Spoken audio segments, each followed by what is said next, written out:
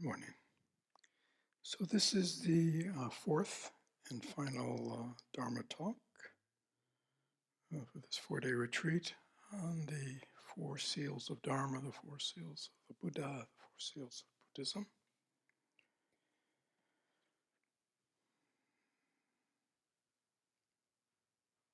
So every moment of this retreat,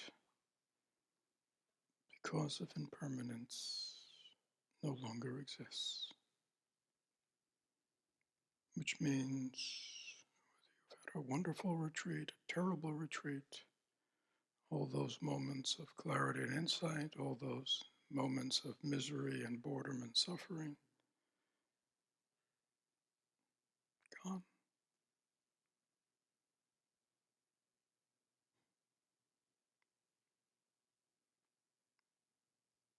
To reflect deeply on the impermanence of all composite phenomena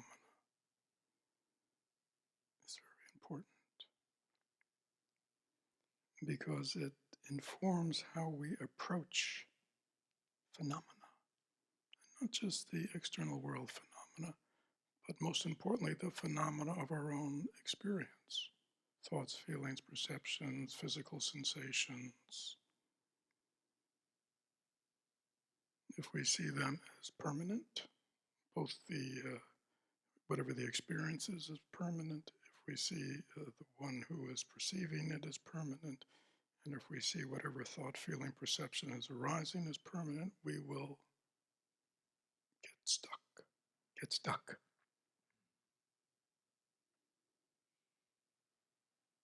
Has anybody gotten stuck during the course of this retreat? Look back. Why did you get stuck? What did you forget? Did you forget impermanence? If you had remembered impermanence, everything could have lightened up right then, couldn't it?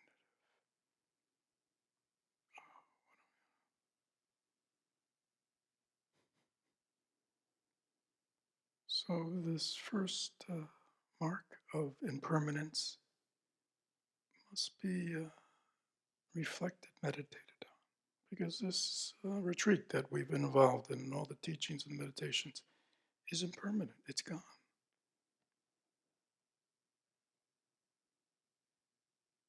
It will be just another one of those impermanent experiences of which in your life you've had thousands, hundreds of thousands.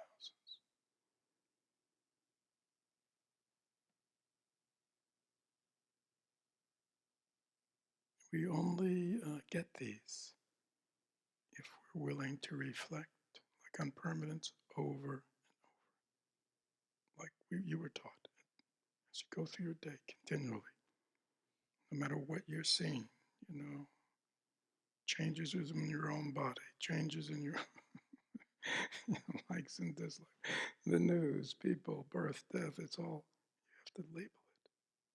It's simply impermanent. Why is it occurring?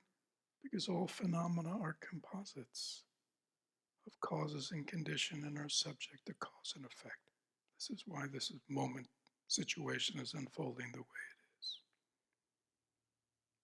And it will last only as long as the causes and conditions that support it last. That's within me. When something arises in with me, they're only arising because of causes and conditions that are supporting its arousal. If I let it be, it will what? It will disappear. Because that is the nature of all composite phenomena, to be impermanent. But if I grab at it, if I hold on to it, if I embellish it, if I embroider it, if I obsess and ruminate, and just endlessly creating suffering for myself. Right? We have no one to blame but ourselves. And again, ourself is not to blame. What really is to blame is just ignorance. Just simply we function in a deluded state. We don't see that which is impermanent, we think it's permanent. Right? So to really contemplate impermanence, remember what we said the result is. The result is you get a feel for it. As you go through your day, as you go through your life, as you experience your mind states, you have a feel of this impermanent nature of everything, just arising and passing. So it's a kind of spacious openness, gives room for humor, irony, all those good qualities. We don't take ourselves so seriously and our mind state so seriously, and especially our problems so seriously.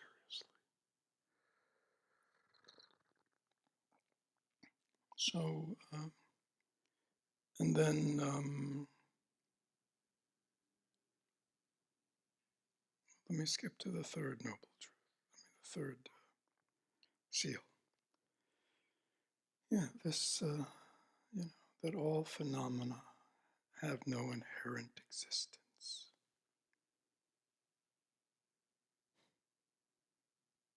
In Buddhism, this is the most key and profound,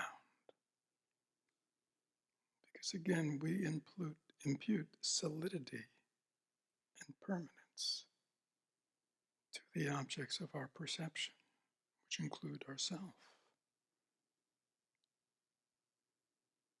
And not seeing clearly, again, that there's nothing solid there. There's not a real person there. All that's before me is a skin bag, inside of which is lots of stuff. It's all in motion, it's all, right? And in their mind, they're just bunches of thoughts, feelings, perceptions. It's all just in motion. There's nothing solid there. There's nothing permanent there. And there definitely is not a permanent self that links one moment to the next of experience. That's why we have to keep saying I, me, my over and over again. Why can't we just say it once?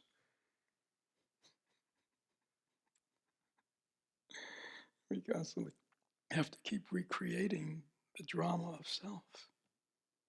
Can you see it? Every morning when you wake up, you have to remember what?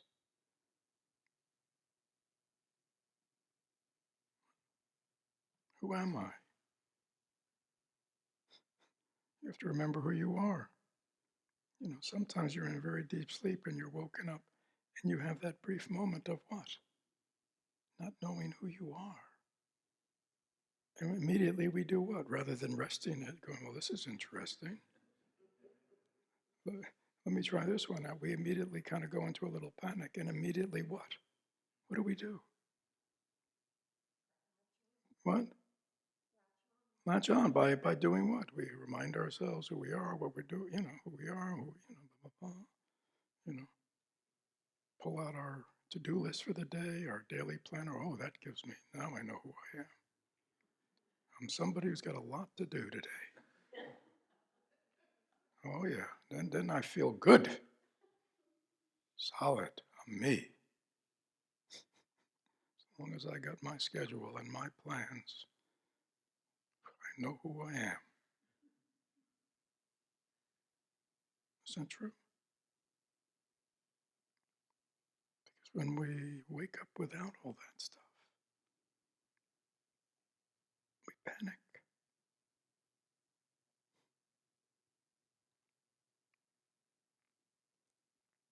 So, all the problems in life, all the problems you have, they come from this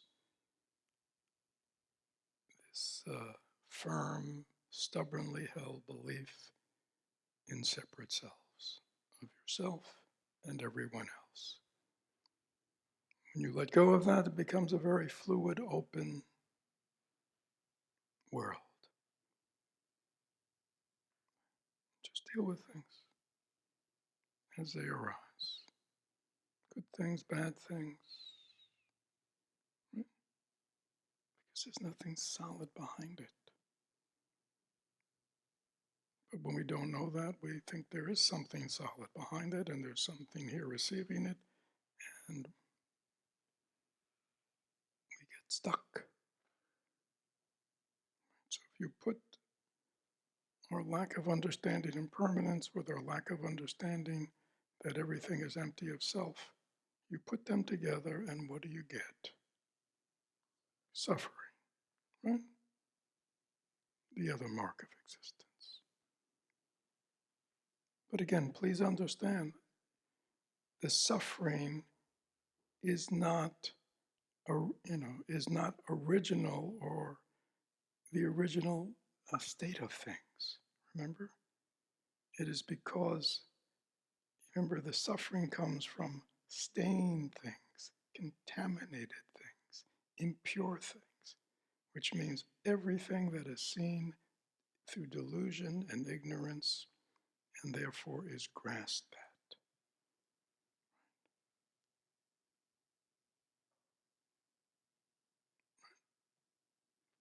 So, when we deeply practice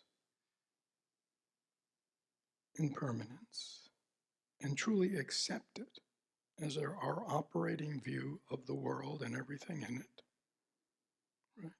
When we truly, at least conceptually, understand the non-self, non-permanent, non-solid nature of everything, right?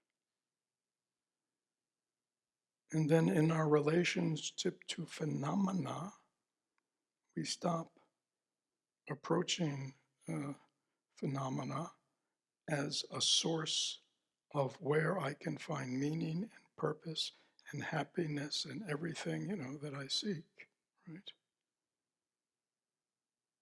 When I stop seeing it as a source of happiness, but I realize that all my grasping, all my attaching come from ignorance and will only lead to suffering, dissatisfaction, anger, fear, sadness, despair, envy, jealousy, all that comes simply, that we grasp and attach at phenomena because we do not have a clear understanding based on non-self and impermanence. So, what is, so if the causes of believing that all things are permanent, believing that all things are solid and possess a permanent, enduring self, and the belief that by grasping at the things of the world, I will find happiness. You add them all up, you know what you get. In Buddhism, you get what's called samsara. Okay? Which is just the world of endlessly moving through this up and down, happy, sad, endlessly, it's a wheel, endlessly revolving. And it's a wheel, there's no way out of it. It just keeps repeating itself, right? It's like, one day, you're sent to minimum security prison. You're there a while, that's pretty good. Oh, screw up, all of a sudden you find yourself in maximum. A little bit of hell for a few days, right? Oh, right. Get your conduct together. Sent to medium security. This isn't too bad, right? You see, compared to maximum security, medium security seems what? A lot better, right? And then if you really kind of actually get together, you go what? No, you don't. You go to minimum security, which if you've been in maximum and medium, you think minimum security is heaven, right? And you meet a higher caliber of criminals there. So it's, even the company's better.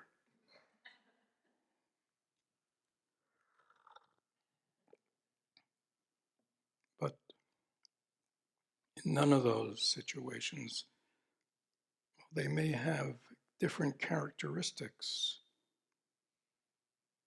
They're all the same in the sense that nobody in there is free. Everybody in there is bound. They cannot come and go freely.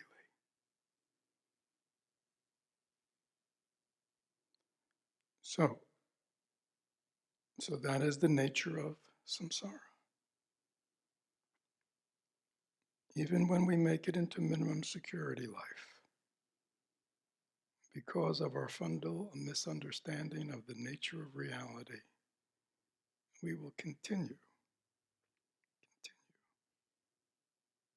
to be subject to all the things we've talked about over these days. Now, if one sees all phenomena, all composite phenomena, as intrinsically impermanent and treated as such, if we understand that all phenomena is absent of self, absent of solidity, simply a coming together of causes and conditions in a temporary state and is in process.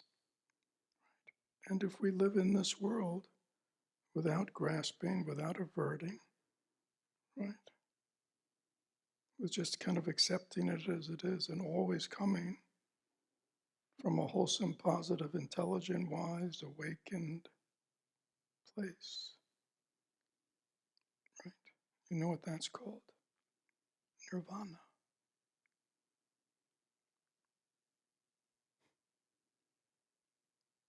So, in the Zen, and in our tradition, we say samsara and nirvana are the same.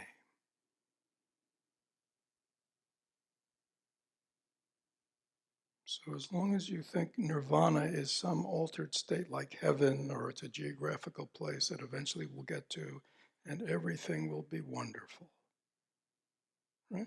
And I think some people think that that's what's going to happen because they have these, old beliefs about heaven.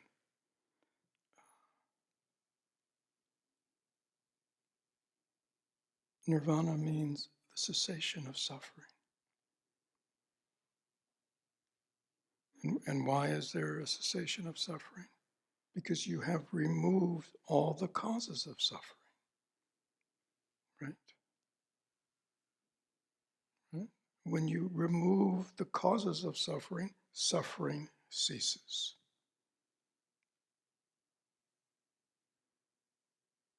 Right? Nirvana, I think they often say nirvana sort of means like the fire has gone out. The fuel that burns the fire is no more. It's all burnt up.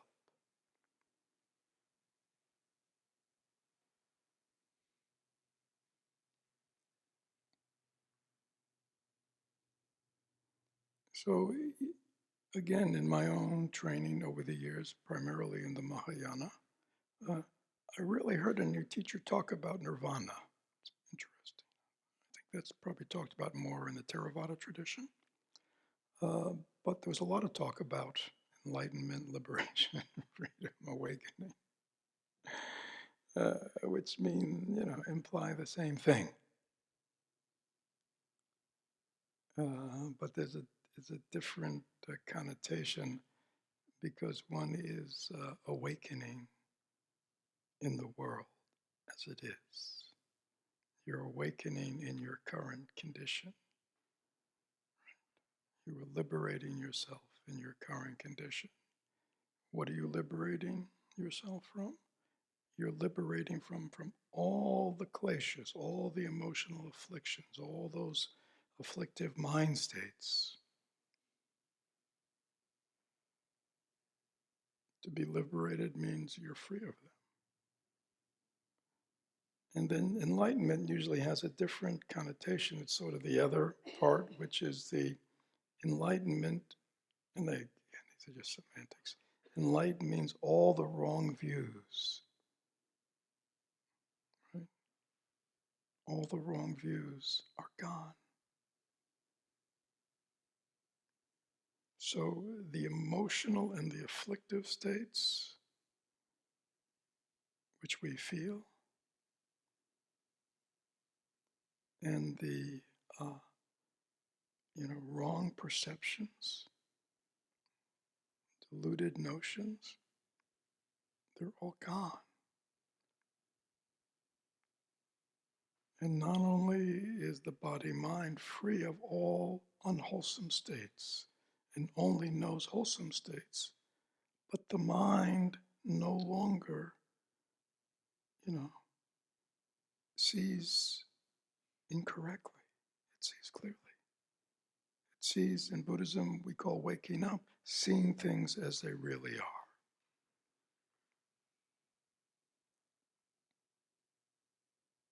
Seeing clearly.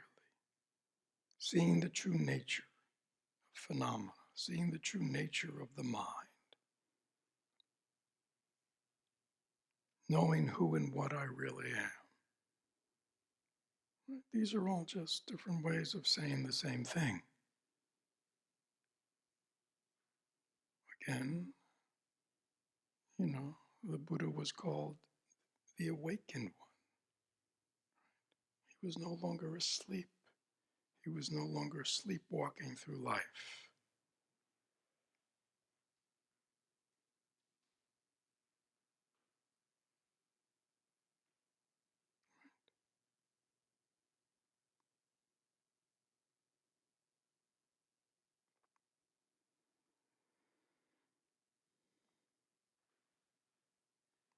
There's really not much to say.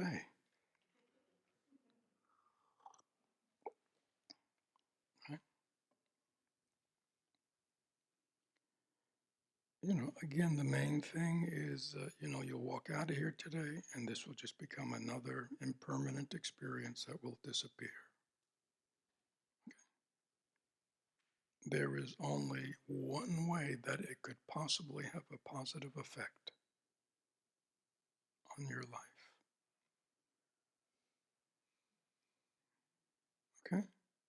That's the only way. You can go out of here and people can say, well, what'd you do for 4 days? Well, tell them what you did. That won't help you.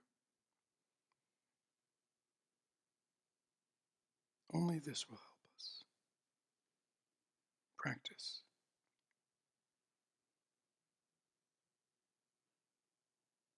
The more we practice, the better we get. I mean, just simple. The less we practice, well, there's going up and there's going down. So, I don't want to go there, but, it's interesting. Many of us think we've been practicing for years, I'm really behind my afflictive states, but bingo, you let go of the Dharma and you let other things influence you, and you'll see how quickly, how deeply held our delusions, our habits are. Right? We cannot rest, especially when we know, we have a unique opportunity in this life. Those of us who are sitting here, we're not the only ones, but we have a unique opportunity. We're here, we're healthy, we have the time and the leisure to come and spend 4 days doing this. That we're interested in this. Right? If you went around and told everybody you knew, called all your friends and your family members a week ago and said, gee, there are a couple of openings for this 4-day retreat on the mind seals of 4 mind seals of Dharma, why don't you come? What do you think the response would be? It's like, what are you talking about? It's like, what? It's like, but if you said, there's a new Mexican restaurant in town, oh, yeah, that's, and I don't say that like negatively, but that's just where people are at. That's what they're consumed with.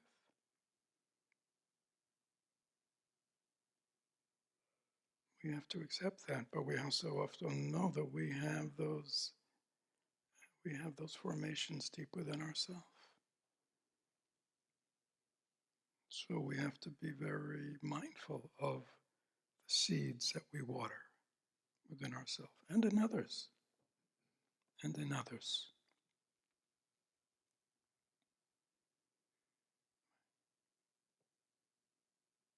To help others. Sometimes we think we're helpful, but we may not be that helpful. We may be watering negative things within them, thinking that we're helpful. Right? There's wisdom even in compassion.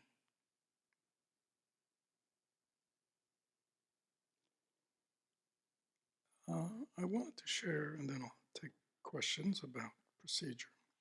So this is Patrul Rinpoche. Again, Patrul Rinpoche was a great teacher in Tibet in the 19th century. These are his words up here. One of his most famous texts is called Words of My Perfect Teacher. Many of you have been around. We've studied this over the years. It's sort of a basic introduction, preliminary to the basic foundation practices of Buddhism.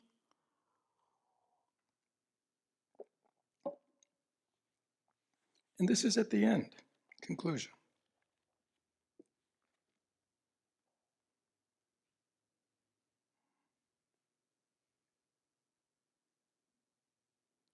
So this is at the end of this very meaningful exposition.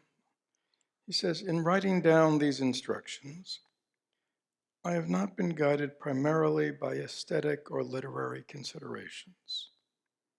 My main aim has been to faithfully record the oral instructions of my revered teacher in a way that is easy to understand and useful for the mind. I have done my best not to spoil them by mixing my own words or ideas. Again, this text is called Words of My Perfect Teacher. It tells you what he thought about his teacher. On separate occasions, my teacher also used to give numerous special instructions for exposing hidden faults. And I have added whatever I've been able to remember of these in various appropriate places. This is in the text. Do not take them as a window through which to observe others' faults, but rather as a mirror for examining your own. Look carefully within yourself to see whether or not you have those hidden faults. If you do, recognize them and take them out of their hiding place. Correct your mind and set it on the right path. Is it clear? This is why when people come to me and they're in a bad mind state or a foul mind state, angry mind state, scared mind state, sad mind state, agitated mind state, upset about this and upset about that, Right? My response is always good. Why? Because something that was hidden is out. Good. Do you understand that you have anger in you, that you have hurt in you, that you have despair in you? These are all arising from your mind. Look, they're no longer hidden. Right? Do you see, strong self-centeredness, strong sense of rightness, strong sense of all those things, good. It's out. It's no longer hidden. But he says, if you do recognize them, take them out of their hiding place, and then correct your mind and set it on the right path. See, if we don't do that, then it's a waste.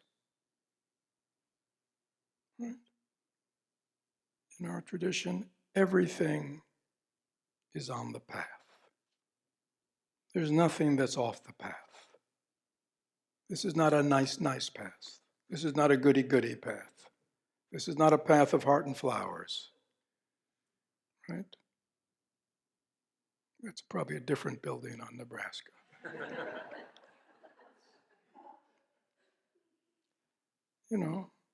This is the path we're of total openness. And especially you want to see hidden faults. What are they hidden? What does that mean? Hidden from who? Hidden from yourself. You may be surprised to see that many other people see them in you.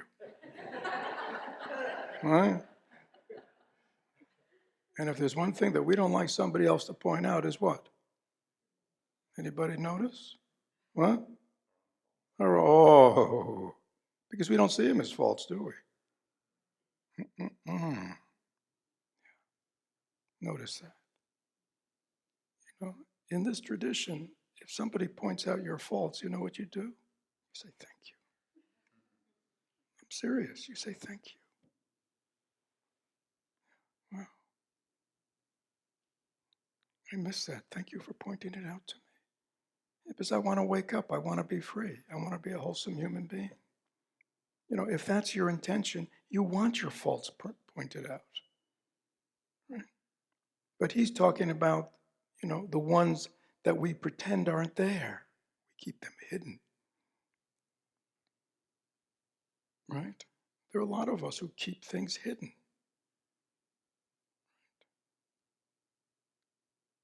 Some of us even have dark things within our psyche that we keep really hidden because we don't even want to acknowledge them to ourselves that they exist. But then they come out. We're not happy. Stuff it right back down. That's not our way. That is only a way for the continuation of suffering. Okay? So if you're a serious practitioner, you want to be free. What do you want to be free from? From all the afflictions and the wrong views that exist within your own mind. Is that true? So this teaching on hidden faults is very important. So he says, take these teachings, etc., not as a window to observe others' faults. I mean, that we're excellent at. But rather as a mirror for examining your own faults. See, it takes training, a willingness, right? Because we are so focused on the faults of others, right? So many people say, I got to do something about my critical mind, my judgmental mind. I'm just going around the world criticizing, judging everybody I run into, every situation, right? You see? Where does that get us? Where does that get us? Be honest, where does it get you? Yeah, it feels good. Makes you just feel, it just builds up your ego. I live in a world of jerks, idiots, incompetence, right? Not me, though. You see, all that stuff is just egocentric, just building up self.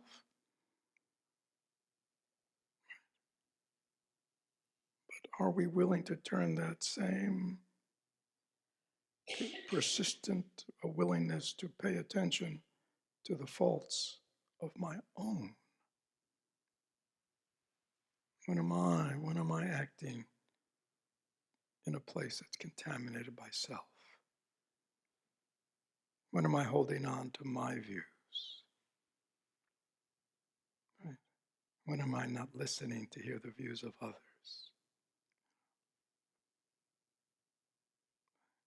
I mean, do I need to go on and on? I mean, this is... So we need to find these hidden places within ourselves and take them out of their hiding place. And he says, correct your mind and set your mind on the right path. That's all you do. This is not time for thinking about it, analyzing, go back into your childhood, right? It's out. It's no longer hidden. Correct it and set your mind on the right path. And that's what we have the Dharma, the teachings for, to help us do that.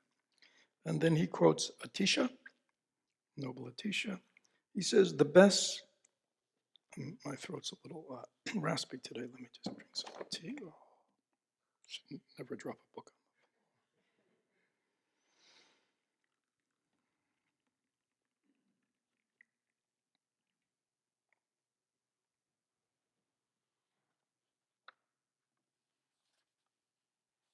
So Atisha said, the noble Atisha, the best spiritual friend is one who attacks your hidden faults.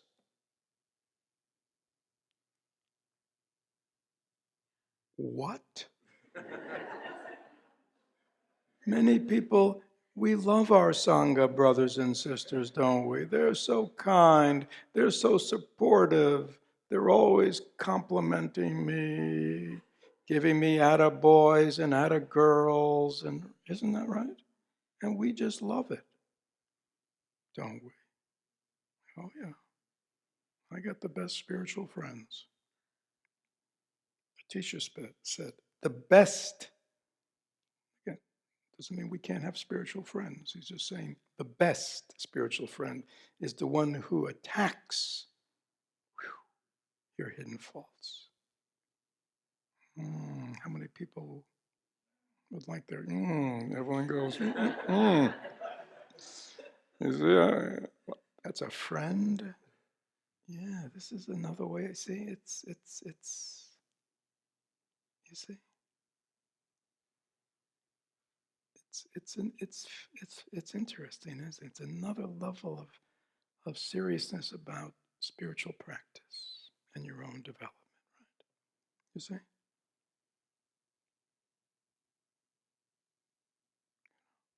Because if I really want to be free, and I realize I'm not free as long as I am nurturing within myself, even in a hidden basis, uh, afflictive mind states, afflictive emotions, as long as I'm continuing to act in unwholesome, unskillful way, causing suffering to myself and others, right? If I am doing that, and I don't see it clearly, therefore, wouldn't I want somebody to point it out to me? Or not? What do you think, Evelyn? No, no, no, no, no, no, no. You see, there we are. There's our ego, you see. And I know so many people, that's the way it is, right? You know. I once years ago did beginning anew with somebody. It was right. Everybody know the beginning anew ceremony. You know, in the beginning you'd say positive things. In the beginning you share your own shortcomings. And in the third part you express any, right? And in this thing, I was doing it, really was going wonderful. I got to the third part. The person got furious at me. When I brought something up, there was you're not allowed to bring that up. Right? You know what I mean? Is it like, I thought this is the time to do that. You see, we have agendas, don't we? You see, you have agendas. Well, they may not do it skillfully. They may not be masters of skillful communication, right? But you should still be grateful, right? I mean, communication should be robust. If somebody kind of really whacks you, right? You can go, well, I hear you. That's could we just kind of massage that a little bit? You know what I mean? I mean, you don't have to give up. You see, you don't have to get angry or hurt. You can go, whew, that was very direct. You see, and you can play with it a bit. It's not the end, but you can see if Evelyn only has, like what you said, you know, I'm willing to take the message, but only if it's delivered in one of those pretty little envelopes, a lot of little flowers on it. You know what I mean? And at least they say, Evelyn, I love you, and you're a wonderful person. You see? You see that yeah. Then, yeah. But can you see it? It's like it's just self. It's just self endlessly wanting, that I'm wonderful, that I'm loved. And I just have a little hidden fault. You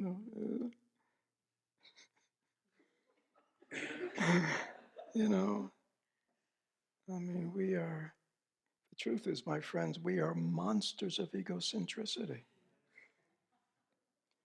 We are just ravenous monsters of delusion, just consuming it morning, noon, and night. Isn't that true? to one degree or another. We need help. We need all the help we can get. And we would hope our dearest friends would help us on our way. I say to people, I'm the teacher, I understand that, but if you see me acting unskillfully, not the way a teacher should, incongruent with what I'm saying, point it out to me. Help me. I may be blind to myself. Help me. I say that with full seriousness. It doesn't, not attached to anything. We just want to wake up and be free. The best spiritual friend is the one who attacks your hidden faults. The best instructions are the ones that hit those faults. Okay? So we want teachings and instructions that help us, that point us directly at those hidden faults and give us instructions on how to remedy them. Right? So we should be going to our teacher, not trying to look good, but going, wow, I get these dark seeds in me that come out. Can you give me some medicine for them? Right? I have the seeds of fear and worry and anxiety and anger, self-righteousness and stubbornness, and, right? And obsession and, neurotic rumination, all this kind of stuff people do back and forth. Help me. Give me an instruction. Give me a teaching. Wouldn't that be sane? Right, Maggie? Maggie used to be a ball player. Right? Did you want your coach to go, oh, everything you did, Maggie, that was really wonderful. Yeah, Maggie, yes, that was great. So even though you keep striking out, but your swing, you really got a nice swing there, right? Is that what you would really want to hear if you really want to develop? What would you want to hear from your coach? What? Yeah. And he or she would be doing that because they want to help you, right? You see what a disservice that coach would have done for you if they were just very nice to, like Evelyn wants, right? You can do no wrong,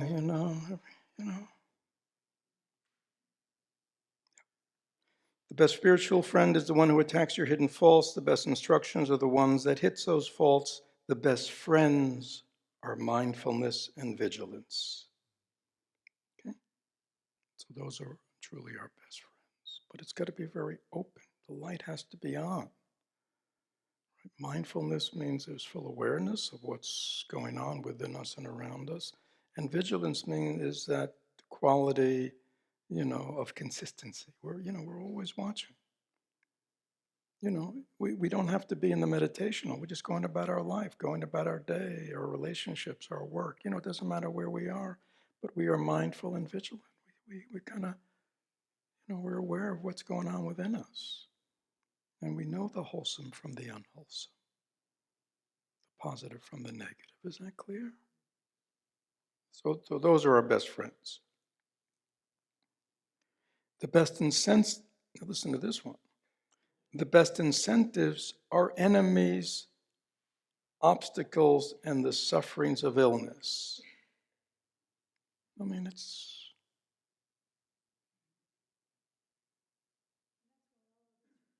What? Yeah, but to consciously see that, you see. It's the same thing, Enemies are the ones that give us a hard time, that don't do what we want, that are doing what we don't want. Obstacles are things that are getting in my way. Illness is something I don't want to have to deal with, right? So these are the best incentives. When he says the best incentives, he means the best incentives to wake up, to be free, to see clearly the impermanent, empty, non-self nature of reality, right? Because those experiences wake us up. I mean, there's nothing about good friends and good times, and. But the problem with them, they don't wake us up.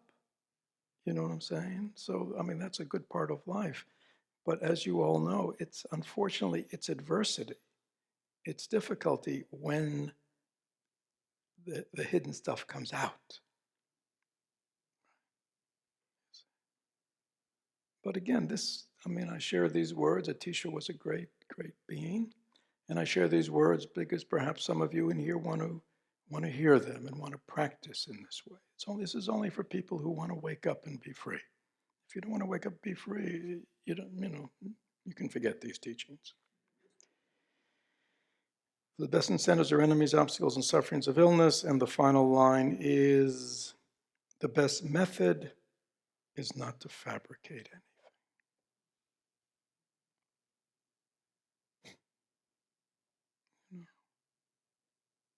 Things arise, just deal with it. Be mindful, be vigilant, apply the antidote, But endlessly we fabricate. It's like some people, no matter what you say to them, they always have a reply. Right? They always have a rationalization. We're always fabricating. But see, this is a very simple way to practice. It just acknowledges. You see, it's like when we talked about earlier. I said, as you read the news, as you just go through life, everything has a different story and context, but basically everything has the stamp of impermanence. That's all. Just impermanence. Impermanence. That's all it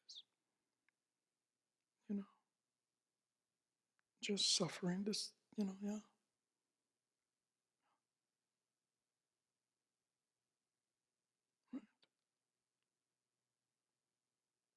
We watch it. We watch the seeking for pleasure. We watch as it dissipates. We watch the need for another pleasure. And we name it.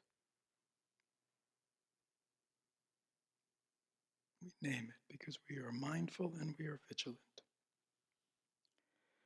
It is extreme. Now he's talking himself. It is extremely important to bring the instructions to bear on your hidden faults, to use the Dharma to correct your mind, to maintain mindfulness and vigilance all the time, not to blame anybody else for what happens, never to let a single negative thought.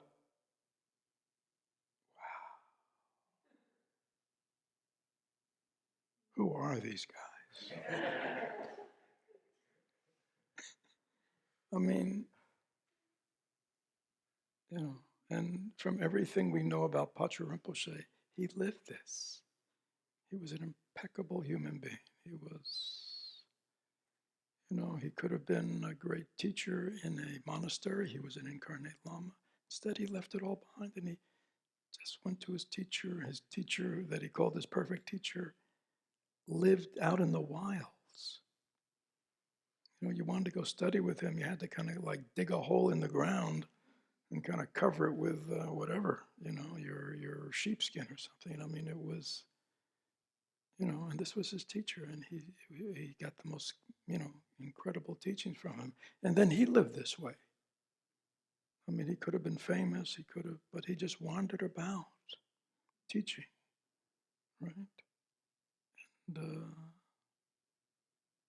And people very common in Tibet, people have great respect for the Dharma teachers. People would give him gold and silver, and he'd just give it to the next person, give it away to the poor. I mean, he never kept anything, never built a monastery, never did anything. Actually, I visited the cave when I was in Tibet where he wrote this. I mean, it's a cave. And if you read this, it's just filled with all kinds of Dharma references. You think, he must have had a complete library or something.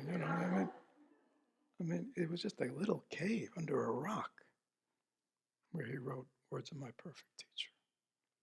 I mean, these were great beings.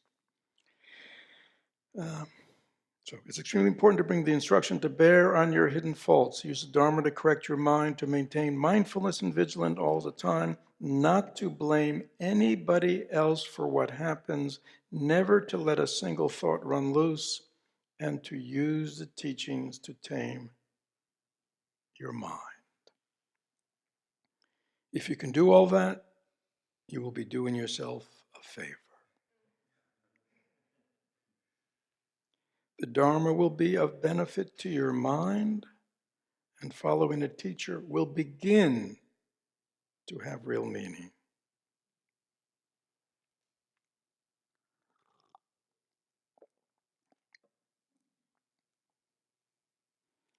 Then he quotes a teacher again who says the best way you can help others is to lead them to take up the Dharma.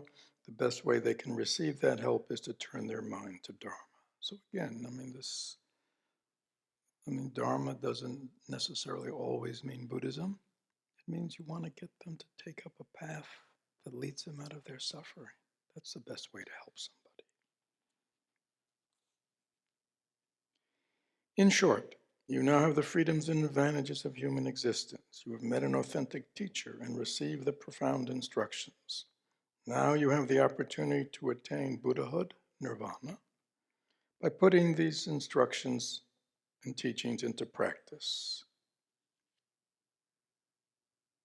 You can now establish a strategy for all your future lives, or alternatively, abandon yourself to chance. It is now that you can turn your mind to the wholesome or abandon it to the unwholesome. This very moment is the watershed between the right and the wrong direction of your entire existence.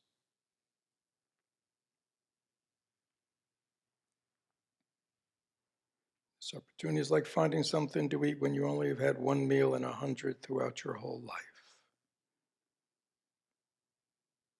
So make use of the Dharma to free yourself while you can, taking death as your spur at all time.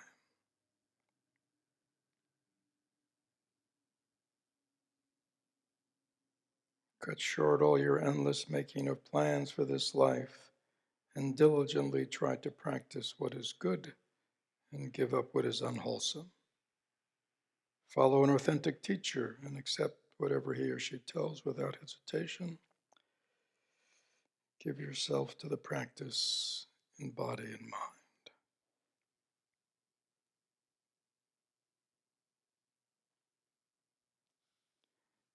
So there we are. Words of my perfect teacher, Tsapacho Rinpoche. So we're coming to the end. So we'll have our closing circle. Any questions? Anything not clear about the Four Seals, and most importantly, their practice?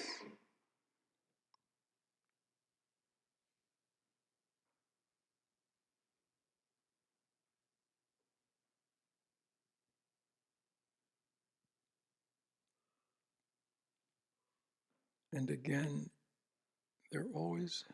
practice has to lead to some kind of realization. They're all different depths. It means realization means you've taken them in so they become real. Like we said earlier, when you've practiced impermanence, it's like as you go through your day, you just have this sense of the impermanence of everything. And so as you respond to the endless changes in your life, it's not with this holding on or holding back, but it's just this understanding. It feels more spacious and open. Is that clear? When you understand the three types of sufferings that come from grasping and ignorance, you're not running there anymore. You're not going to the world of change and the world of temporariness and transitoriness, and that is totally controlled by endless variables so far beyond your control. If you want a continuous state of happiness and well-being and stability, it's like that's nirvana. That's another path, you see. That's the Dharma path. we put as much energy into the Dharma that we put into our worldly life, we would have all attained full enlightenment already in this life. We're too preoccupied.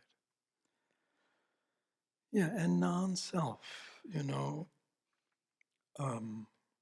it is often said, like in the analogy I said yesterday, to do the exercises and to see that there's nothing there, like many of you saw, and when you look into your mind and body, that's really still a kind of a conceptual understanding. You want to do it enough and enough that you always get it. The analogy is with the snake in the room.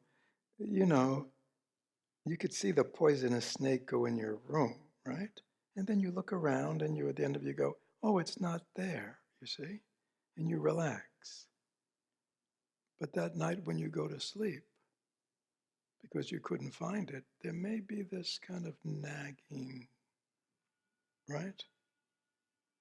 Whether it's still there. You're not 100% convinced that it still may not be lurking, okay? So we want to get to our understanding of non-self, that it also becomes, the way you are in the world. It becomes realization. You don't see things as solid. You don't see people as solid. You don't see your thoughts, feelings, perceptions as solid. You just see them as this constant arising and passing according to causes and condition. Impermanent. And so life becomes much easier. You live life much easier. Right? There's no, you're not stuck. You flow in life. And it doesn't mean everything is wonderful.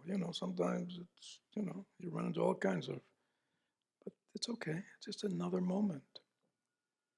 That's all. So another moment to cultivate understanding, insight, compassion, wonderful. Right? You see how easy life can be. Yes, Alex.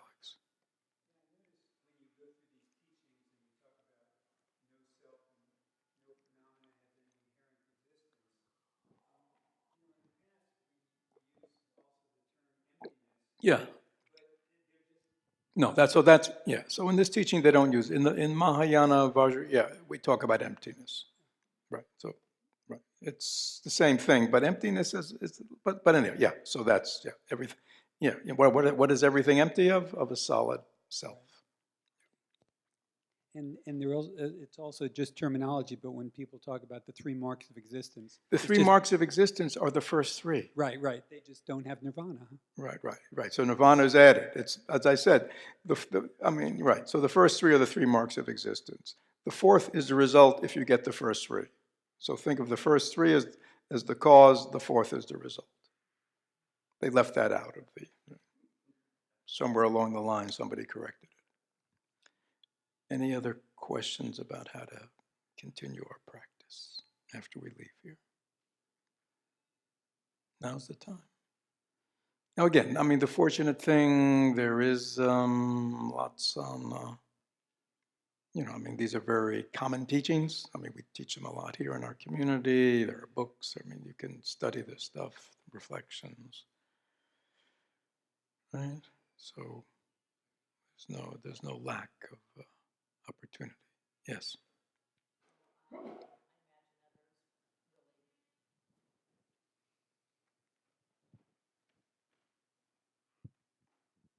And I imagine others really appreciated the way you laid it all out so clearly. So to the extent that the notes make any sense, I'll just type those up and send those out to everybody. So if you're worried about copying things down, you don't need to do that. The notes on every presentation? No. Oh. Just a few, your main points on each one of the seals. Right. Yeah. Okay. Yes. On the sign up front, those are available. You'd like to post them in your house? Yes, I would. Yeah, I think I've done that. I've been using these at retreats, and I think I do have a copy of them. Angie, if you can remind me. That would be great. Well, I'll send it out to everybody. You could probably find it I mean, this is I don't know, I forget what it's called, but this is like Pastor Rinpoche's exhortation or something. But I will send it if I can find it. Anything else?